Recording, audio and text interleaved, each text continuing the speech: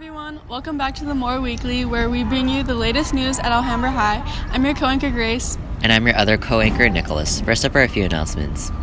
Monday the 13th is Lincoln's birthday, so there will be no school. The Monday after that is also no school. Enjoy your time off.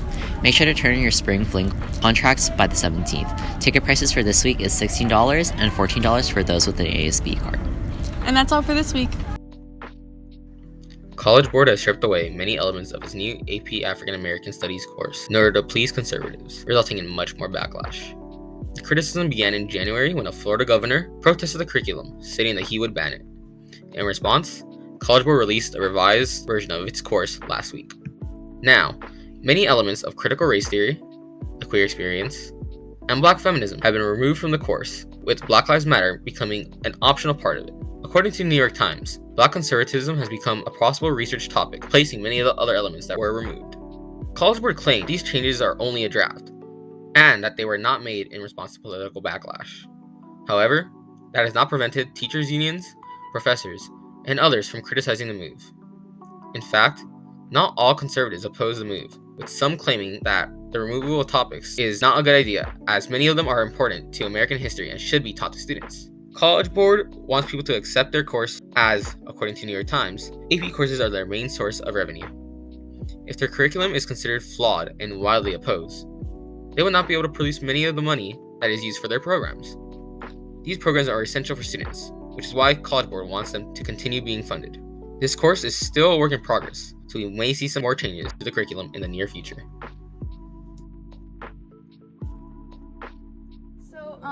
Please introduce yourself. I'm Elizabeth Michelle Cantine. When I was at school 60 years ago, my maiden name was Abraham, and people either called me Liz, Lizzie, or Elizabeth. Somewhere I lost the name Elizabeth, even though I prefer it.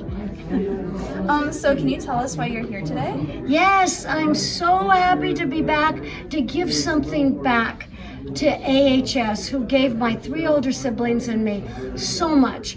The greatest education, from administrators to staff to extracurricular to service. So much, a great foundation.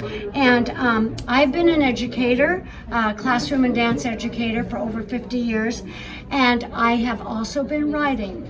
And this is my second book, Brush of Giftedness, which I am so happy to donate 35 books because of a friend and a generous donor who believes in giftedness, especially those of special needs, whom I've had the opportunity to teach. And the illustrator is a student with autism, a South Korean student.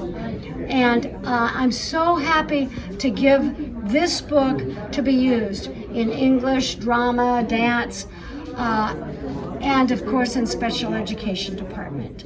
So thank you for accepting this donation. Can you tell us a little bit more about the book? Yes, it's a collection of 18 poems that I actually started over 30 years ago when I was at a visual and performing arts magnet. And it's a collection of 18 of my poems about famous artists.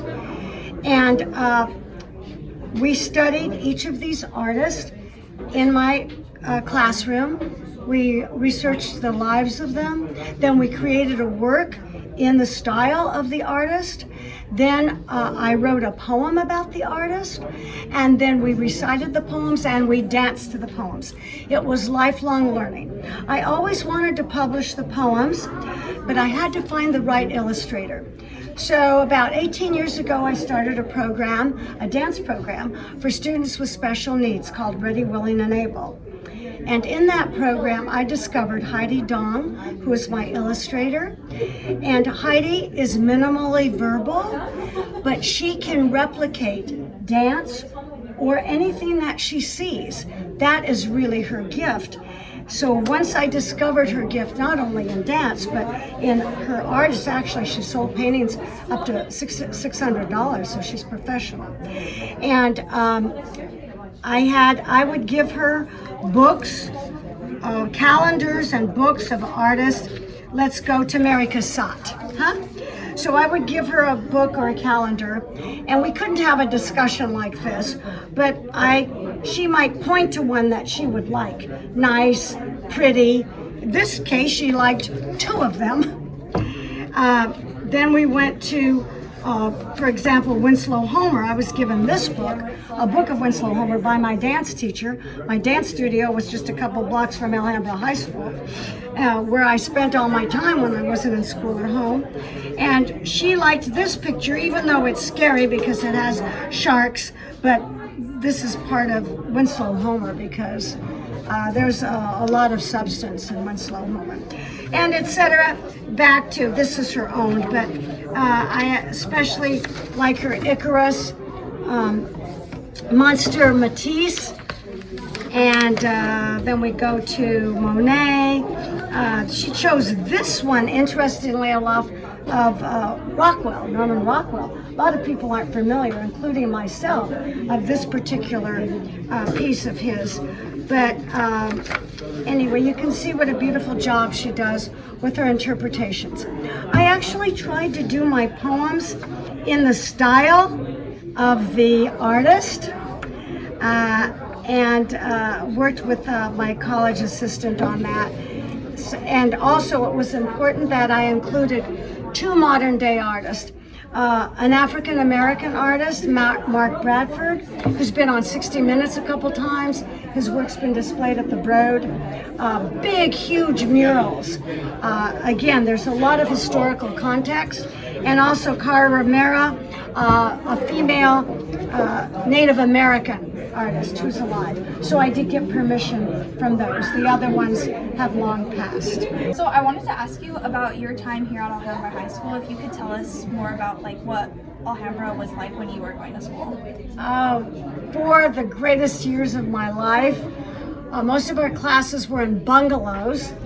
Okay, so we had to walk quite a distance. I was so fortunate to be able to keep up with dance and also be a drill team captain. And also we were encouraged to do service. So we belonged to a Y Club and then later on Pequenitas, our service club.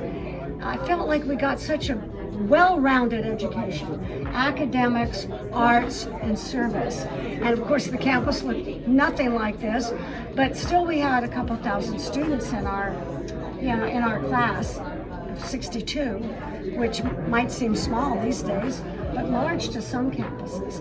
And I was so well prepared for college. I want to say that. So well prepared to have a career. Obviously, I loved my teachers affected me. I never left the classroom after kindergarten, and I still love the classroom even as a retired educator and a consultant. And then if you were going to give any advice to any students here who maybe want to pursue writing, what would you say to them? I'm so glad you asked that because, for one thing, I enjoy writing more than reading, and it's okay. First of all, that's okay. And I felt here I was inspired and encouraged to write, especially poetry. And I remembered all that. And so I think don't be afraid to be out of the box, for one thing. You might be rejected at first for whatever your ideas or your context or your format, whatever you're trying to do with it. But definitely do pursue it and share it and know that it's making you feel good and successful, and it's something that you want to share. So I think it builds up your self-esteem and self-confidence, and at some point somebody's going to enjoy it. Most of us going into writing, we've had lots of rejections before somebody says, yes, I'm willing to publish. And so that's important, and to just continue and to give encouragement to other writers. Whether it's verbally or, from elementary school, I remember getting little stars, and then at Alhambra High School, people encouraging me, like even to write for the newspaper or to try to go for a certain scholarship, whatever. Just keep pushing and keep pursuing it because writing is beautiful. Thank you so much. Thank you, Julia. Thank you.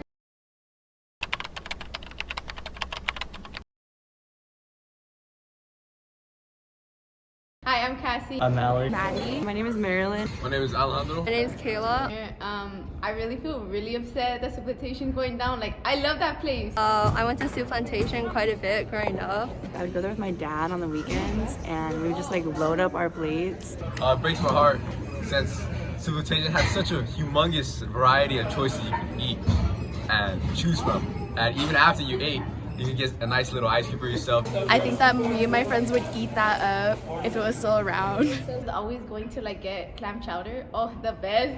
And then the like brownies and the cookies. I loved it. So I have really fond memories there.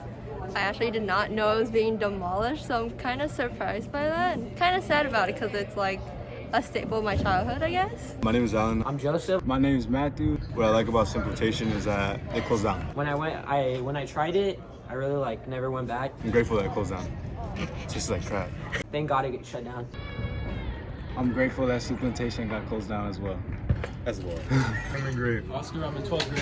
What are your thoughts on Soup Plantation closing? I think it's ridiculous. You know, I used to get cookies like all the time, man. But now I can't even get like the muffins. They have like 3 months. That's all for this week's edition of The More Weekly. Stay tuned for more videos and be sure to check out our website, The More Newspaper, for more stories. See y'all next time. Go Moors!